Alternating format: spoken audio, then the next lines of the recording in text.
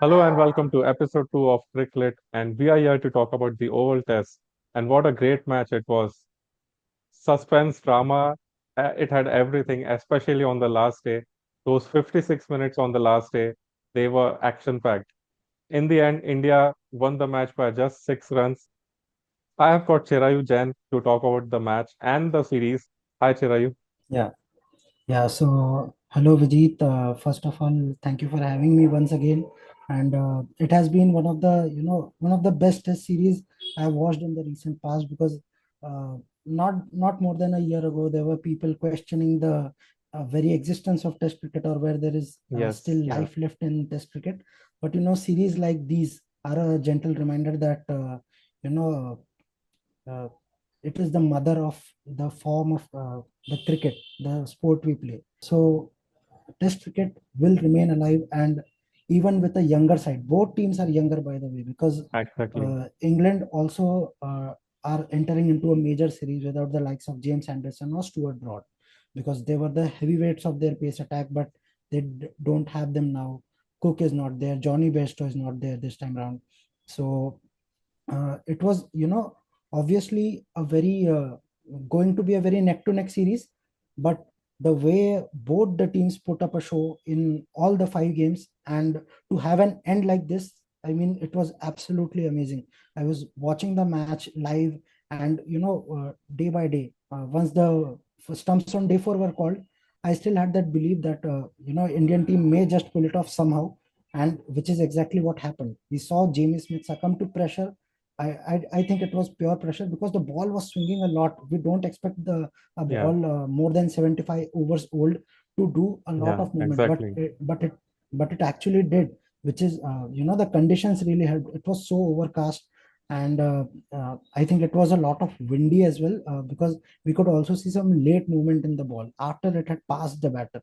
So that is what got the better of the English batters, and an absolutely amazing test series to watch, a good match to be, you know even if you watch such matches, you feel that you were a part of that match, because uh, you live those 5 days, and after 5 days you have a result like that. It cannot get any better than this. So yeah, I think it was one of the best matches that I've seen. Yeah, Yeah, I agree with you. Like in the recent past, I don't think any match comes that close to this one, especially yeah, because uh, on many occasions it felt like England would be taking, like, yeah, especially after the first innings, the way they started, England when they came out to bat, the way they started, it felt like they would get a maybe 200 or 250 run lead at least.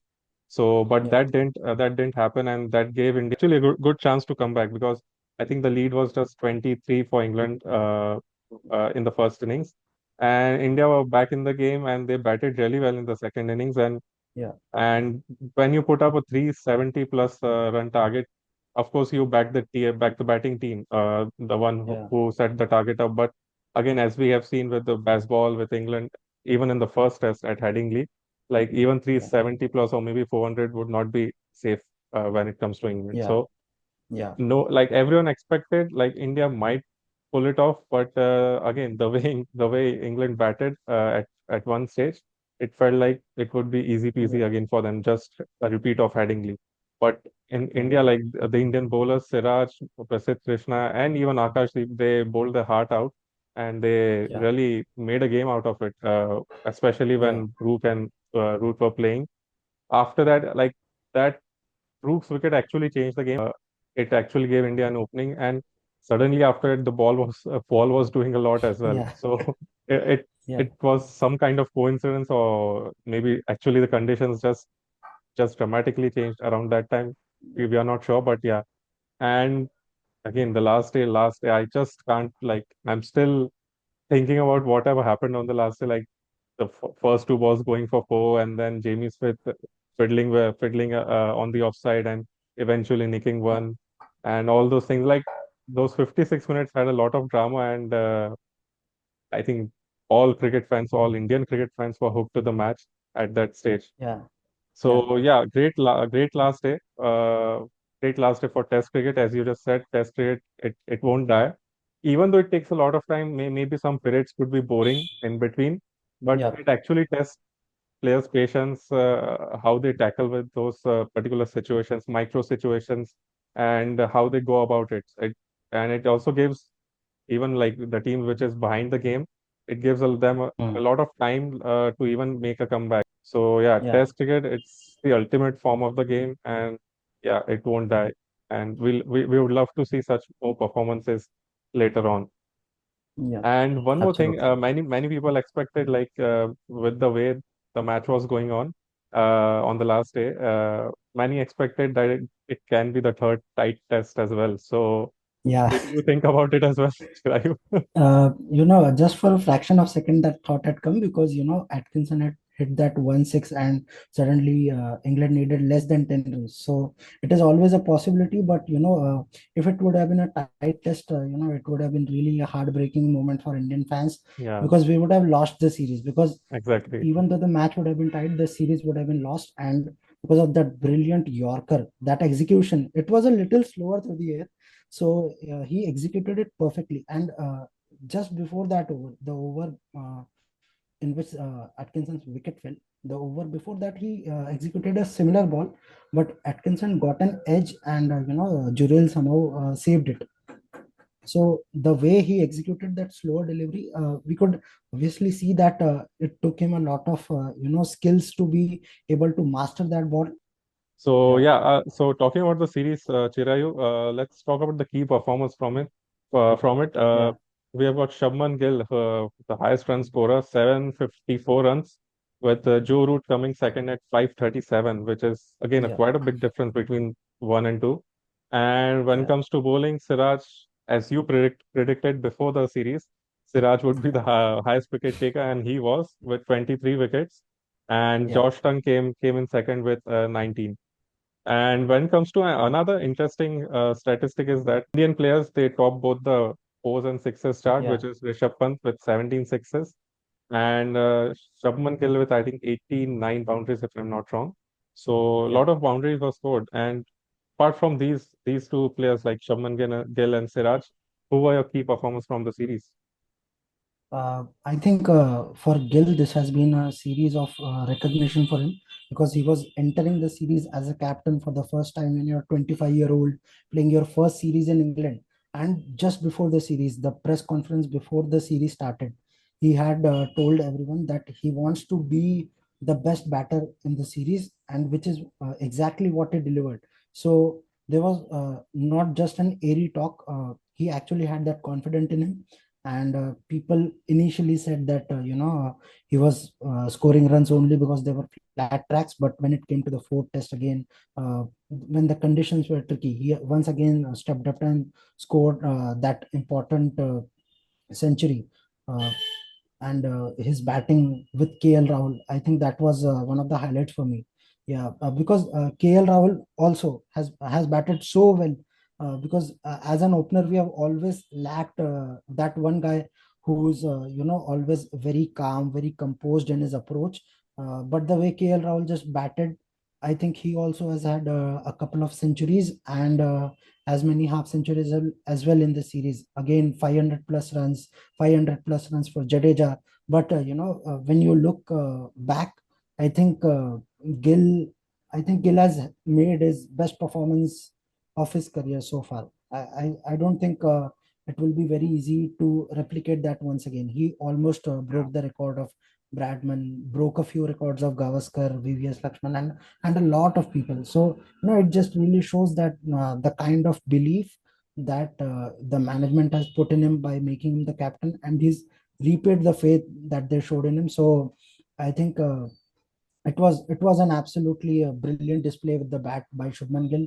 Uh, I think if we keep talking about Siraj, I think an entire episode might go away.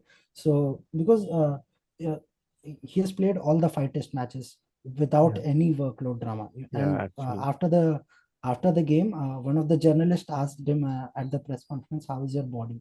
So he had a wry smile on his face, and he was like, "Yeah, the body is fine," because and he also knows that he has bowled, I guess, close to 187 overs in Yeah. this 5 games. more than 1100 balls, and no one has even bowled 900. So that really goes on to show that he's not just putting in the hard yards, but also getting wickets, which is very key for you to win matches, because you can score as many runs, but games can end in a draw. But when you Yeah, pick those wickets, that is actually when you win matches. I'm absolutely stunned with the way Siraj has played. Yeah, right. And for England, I think Harry Brook was one of the most yeah, valuable players. I think he got that award as well. Although he player scored of the 400 series. and yeah, and although he scored I think 418 runs, uh, Yeah, although the number is not that high, but the impact that those runs had on the particular situations during the series, I think it was quite high. And yeah, even Ben Stokes, although he scored I think 300 plus runs, something around that, but yeah, again, as you see, like the kind of impact he has on the game, uh, the team needs a wicket, he comes on yeah, to bowl, he generally gets a wicket. And when yeah, the runs are needed, he would get the runs at that particular time, even though it could be just maybe 20 or 30. But again, the impact of those particular runs, particular performance at that time, it makes a big yeah. difference to the team's cause. So Ben Stokes, Harry Brook, and who else Joe impressed Root, you? Ben Duckett was Yeah, there. Joe Root, of Yeah, course, like Joe Root, Joe Root is on the way to, I think, scale the Mount Everest of most runs scored yeah, in Test cricket. So yeah, he went past Jack Callis, Ponting, Rahul Dravid during the series, and he's now the number two on that list. Coming to the third point, which is we can't we can't go without talking about Jasprit Bumrah. He played yeah, three test matches yeah, as we knew, like he would be playing three test matches only. He took not 13, sorry, 14 wickets. He took 14 wickets at 26, at an average of 26, and a strike rate of 51.28, which is on the higher side, 51. higher side. Yeah, And yeah, if we just compare just the average and the strike rate, because we can't compare his wickets and number of matches from the Australia series, because he played five yeah, matches over there and took 32 wickets.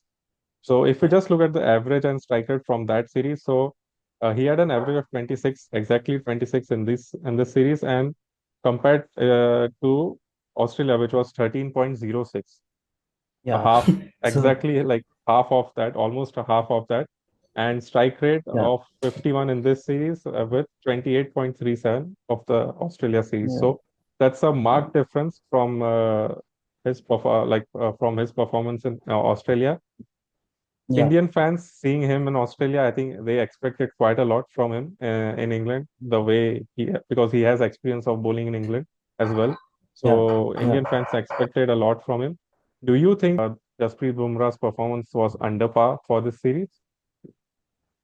Uh, if I have to be really honest, I think he took those two 5 wickets on, which were extremely crucial for the Indian team. But I think the way the number of matches that Bumrah played, and he had obviously made all those stocks that he'd be available only for 3 games.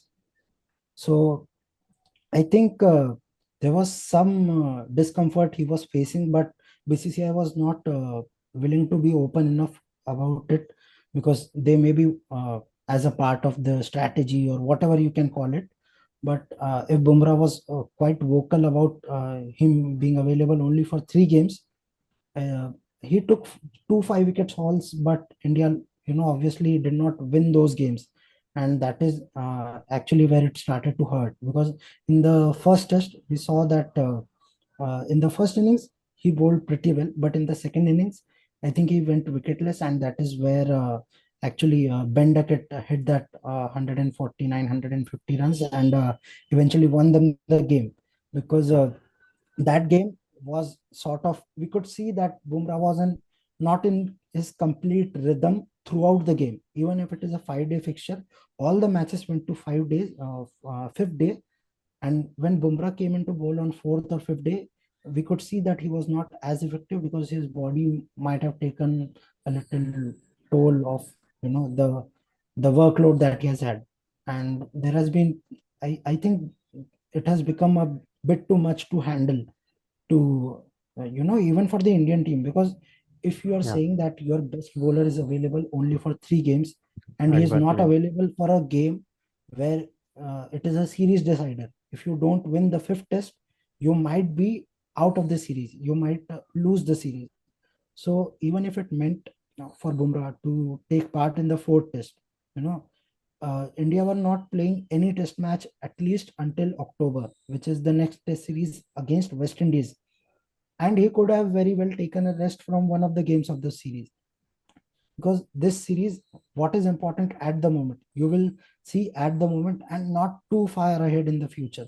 So if you see that there is a fifth test that we need to win, which we eventually won, but if you look in the hindsight, I think Bumrah could have played, but obviously we are not physios, we are not the experts, Yeah, and we have not seen him up close and personal to be saying what he actually is feeling from the inside. And because his body dynamics are so tough, Glenn McGrath has said that he needs a complete season's rest to be able to get more physically fitter, which will yeah, allow him to play longer formats. And also, the he obviously missed the Champions Trophy, then he missed a few games in the IPL, and when he came, then he bowled pretty well in the IPL. He started his series against England pretty well, but he could not just really maintain that rhythm, or uh, that longevity that we expect from Bumrah, that we are yeah, used to from Bumrah, especially after the BGT series. I think that was missing, and that is where Bumrah kind of lost the plot. But there was obviously one Mohammad Siraj who stood up and did the good work for the Indian team. yeah, exactly. So again, it Yeah, was like as you mentioned, you need your strike bowler, like the best bowler that you have yeah, to play the decider of the series. So yeah, that kind of went against India because he had already played three tests by then. And when it came to the fifth test, they actually needed to win it, and yeah, he was not available. So it can be a dilemma, like later on as well, if India go and play maybe 4 or 5 test series later on. It also sheds light on other bowlers, like even they are capable of winning matches. So it's actually a good thing for Indian yeah, cricket that yeah, you are not reliant completely on Bumrah to win your games. Even yeah, bowlers, fast bowlers, even any combination that comes up, they can also win you matches. So in a way, that's a good yeah, thing for India. Something that we got to see, something that they yeah, discovered as well. And yeah, hopefully, Bumrah, when he comes back, uh, he he bowls his heart out. He's fitter as well, and he wins matches for yeah, India too. Next up, just a quick one, Chirai, on this. We talked about India's batting as well, but we need to throw some light on the tosses that India lost. So, despite losing yeah, all the tosses, despite losing all the yeah, tosses, the Indian batting still came good on most occasions. So yeah. that speaks volumes about it as well. Yeah, and again, like I said previously as well, we needed an opener who gives us that stability or solidarity at the top. It was KL Rahul. Jaiswal obviously played a few good knocks as well. He scored that 100 in the last. He started his series with 100. He made those 50s in between as well. So the kind of openings that we needed is actually what we got. And to see that Shubman Gill, I think, was very cunning, because at every toss, uh, India obviously lost all the tosses, but at every toss, mostly India had to bat first. And when it happened, when the presenter asked what he would have done if he had won the toss, I think he was very cunning in saying, I was very confused looking at the pitch. So I think, it is actually good that we are Yeah, batting first. I think that somehow plays in the minds of the opposition as well, opposition. which which might have worked in India's favor, but it has played a part. I'm not saying that it is a major contributor to why it is a master plan or something, but these small ploys, this mind Yeah, games that you need to play, those actually work. And India's batting attack in this series has been phenomenal. You can see from right from Jaiswal, KL Rahul, then we have Shubman Gill. then Ravindra Jadeja, Washington Sundar, even Karun Nair and Sai Sudarshan, they played those two knocks when they were Yeah, yeah. actually the most required. Actually, You'll yeah. obviously say that Karun Nair has had a pathetic series and it might be the end of his career. But if you see those 57 runs that he scored in the first innings of the fifth test, India had lost all the wickets and he was India's highest run scorer. Uh, because of which India were able to, get past 200. And eventually, England managed only a 23-run lead Yeah, in the first innings. So that was actually important. Even though he performed like was there was very little from him on display, but I think the Indian batting attack, whenever we needed them the most, I think it happened. Uh, just a small addition to this. After the third test, maybe I think, yeah, I think it was the third test. So a lot of people were saying that why did Akash Deep get to bat a lot? He had come as a night watchman in one of the previous games as well, and he had lost his wicket last ball of the that day. So a lot mhm, of people yeah, were saying that Akashdeep, did not do justice to his position, and maybe KL Rahul should not have given him the strike when he was there. But eventually, when Akashdeep came into bat in the fifth test as a night watchman once again, he made sure he broke several records. So India's batting in this series has been extremely, extremely important. I think those 40 odd runs from Shardul Thakur as well, those crucial 50s, 100 from Washington Sundar. So this has been a complete team performance. Rishabh Pant, obviously, we cannot forget. yeah, yeah. Right. He started his series with a couple of hundreds, which is very rare for someone who bats in England, especially a subcontinent batter who bats in overseas conditions. It's not easy, and he just goes on to score runs, crucial runs, whatever unorthodox, uncanny strokes that he plays. It eventually works in the favor of himself and the Indian team. So I think so. Be it. Let him play however he wishes. But because despite India losing all those tosses that we were talking about, I think the way the Indian batter, they did not let their back loose. That is why there was every time, even if we lost the matches, I think we lost sessions, which is why we lost Right. the games. Yeah. We were never completely down and out in any of the games that we lost as well, or even in the drawn game, because there were always someone who was performing, regardless of the situation, regardless of the conditions of the pitch, whether it's a flat track or a green top, swinging conditions, sunny conditions, no matter what, there were people who ended up scoring runs for the Indian team.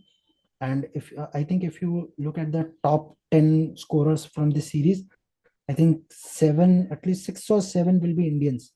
And out of those, three are those who bat in the middle order or the lower middle order, which is a very good reflection on the kind of batting attack that India have produced uh, coming into this series. So that actually worked in the favor, and I think this batting attack can continue playing in any conditions, and they are good enough to score runs across the world.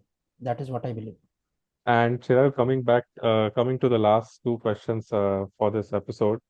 Now, let's talk about baseball. The style of play Yeah, that England has got, scoring runs as quickly as they can. So, although they stuck to it for most of the series, but we did see many phases during the yeah, series when baseball it took a back seat and they played very yeah. cautiously and maybe in the most traditional way of Test Traditional cricket. way. Yeah, they played in that way as well at some stages. So, what do you make of this? Because kind of arrogance that it reflects as well, and the way and the arrogance that they show as well on the field. Maybe the kind of maybe it is due to baseball or I don't know why, which we clearly saw in the fourth test and which the Yeah, England media as well did not like it, from whatever yeah. I read. So this arrogance, this kind of behavior, and baseball also taking a back seat. How do you see Yeah. it going ahead? How do you see it, especially in Australia, which is the next series for England?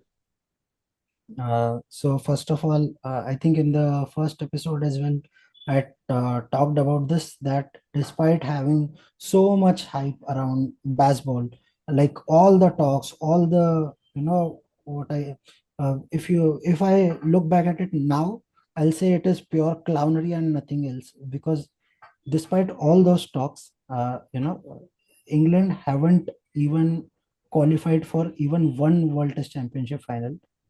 And Yeah, even in this series now, they are fourth on the table now, when a total of six teams have played. They have won two matches out of five.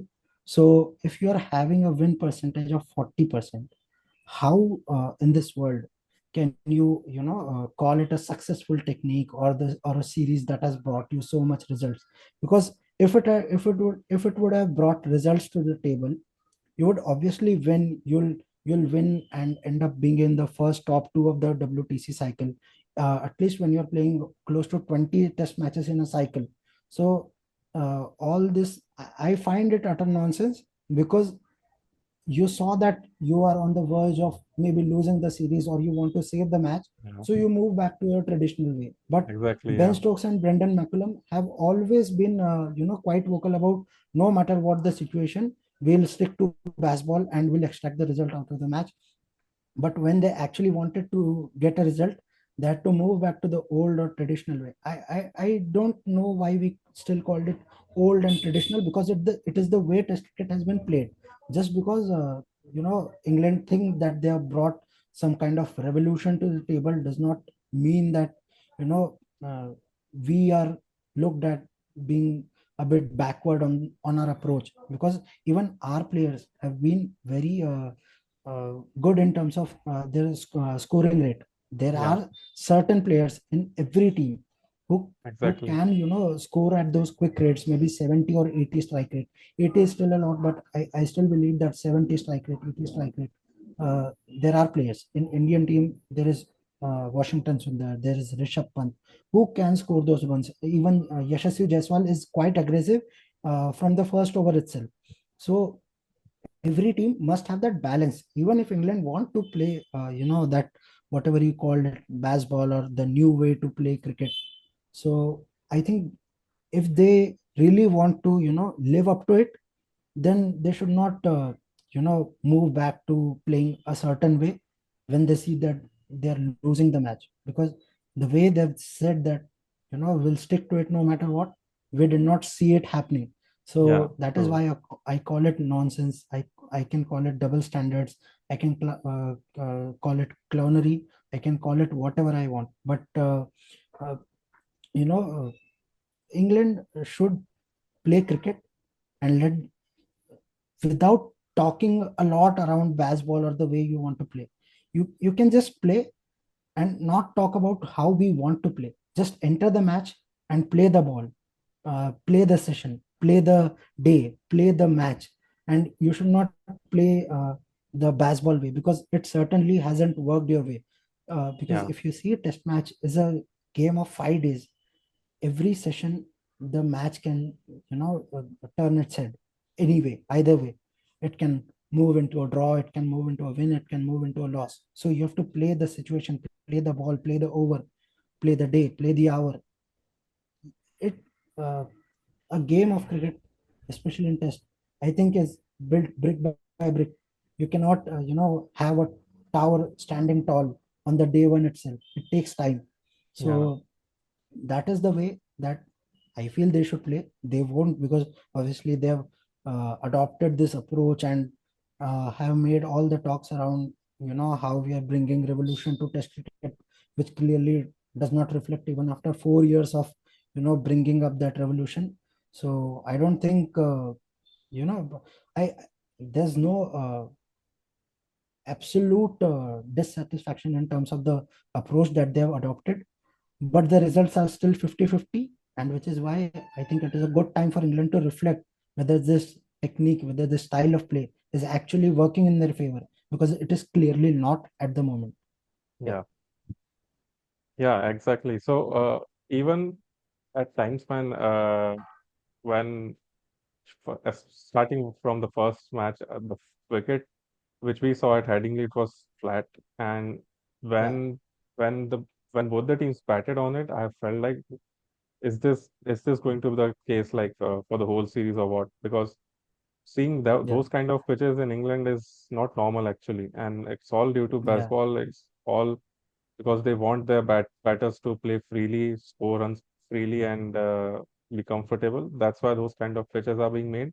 And again, performances that they have had since Brandon McCullum became a coach and Stokes became the captain, and this whole baseball thing starting out only on flat wickets, like England only have a good chance of maybe calling the shots when they play on flat wickets. Otherwise, baseball, I don't think it succeeds when it comes to other kinds of pitches when the ball is spinning a lot, yeah, maybe seaming or swinging a lot as well. In India, when they yeah, came to India, after winning the first test, they just went off track and they lost all the remaining yeah, four matches. yeah, So, like, how is baseball going to work then? Like how is it going to help you win games? Joe yeah, Root, he very recently, I think, a clip of Nathan Lyon talking about what Joe Root yeah, said to him some time ago. Maybe I think it was during the Ashes 2023 that we are in the entertainment business. So that's what Joe Root said to him, and it's like, are you serious? Like, is it entertainment business or is it real sports?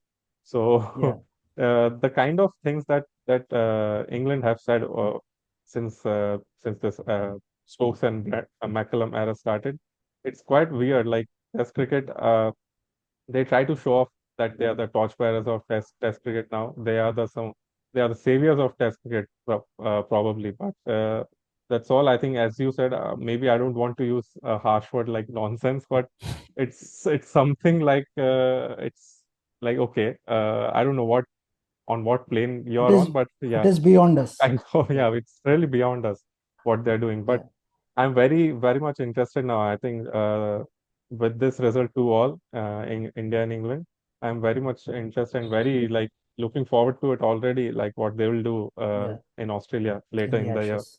and I'm quite sure Australia they are not going to prepare flat wickets. They would be preparing wickets that suit their bowlers, their batters, and it would be Yeah, interesting to yeah, see whether baseball succeeds there. yeah, and in Australia there is always a Mitchell Stark, there is always a Josh Hazelwood, there's a Pat Cummins, and even their fourth bowler, which is Scott Boland, Scott is Boland, also yes, I very was going effective. to say Yeah, Scott Boland, yeah. yeah. So they're all four bowlers are there. You know, there's not a single bowler who's who has to depend on others to produce results to show his effectiveness. So that is what Australia are. That is what Australia are made of. They are very confident in their lineup. England have made almost 8 or 9 changes in this series.